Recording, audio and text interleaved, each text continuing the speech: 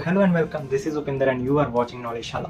भारत में एडमिनिस्ट्रेशन को एक सही रूप से चलाने के लिए हमें अलग अलग कमीशंस की जरूरत पड़ती है, जो कि अलग अलग पर्पजेस के लिए बनाए जाते हैं। इनमें से कुछ कमीशंस कानून के द्वारा एस्टैब्लिश किए जाते हैं, तो कुछ कमीशंस संविधान के द्वारा एस्टैब्लिश किए जाते हैं। तो आज हम जिस कमीशन की बात करने जा रहे हैं वो है इलेक्शन कमीशन ऑफ इंडिया, यानी कि भारत का चुनाव आयोग।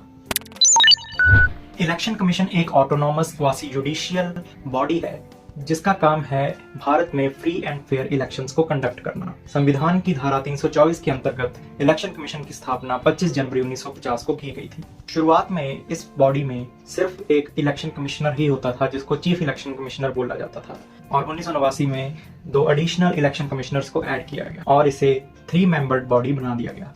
अब इसमें मेन चीफ इलेक्शन कमिश्नर होते हैं और उनके साथ काम करने वाले 2 एडिशनल इलेक्शन कमिश्नर होते हैं। इलेक्शन कमीशन की अपॉइंटमेंट भारत के राष्ट्रपति करते हैं, जो कि एक कमेटी के द्वारा दी गई एडवाइस को फॉलो करते हैं। प्रधानमंत्री, लॉ मिनिस्टर और लीडर ऑफ अपोजिशन को मिलाकर एक कमेटी बनाई जाती है, जो कि राष्ट्रपति जी को ये एडवाइस देती है कि किन को हमारे देश के इलेक्शन कमिश्नर्स बनाया जाए।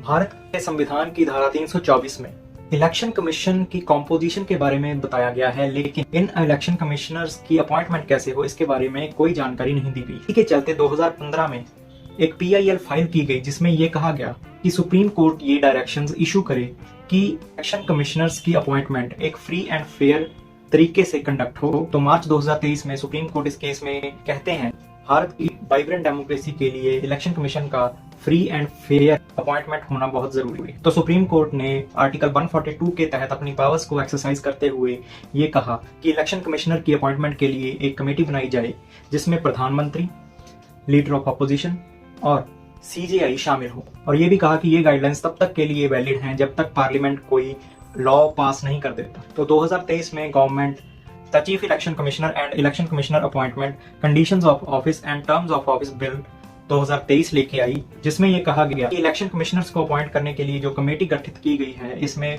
प्रधानमंत्री, लॉ मिनिस्टर और एक लीडर ऑफ अपोजिशन शामिल होंगे। इस कमेटी की एडवाइस एंड काउंसिल के बाद ही प्रेसिडेंट इलेक्शन कमिश्नर्स को अपॉइंट करेगा। तो ये थी हमारे देश के इलेक्शन कमीशन की एक छोटी सी कहानी। आपको ये कैसी लगी हमें कमेंट करके जरूर बताइए, और अगर आपको हमारा ये कंटेंट अच्छा लगा तो please like, share and subscribe. Thank you.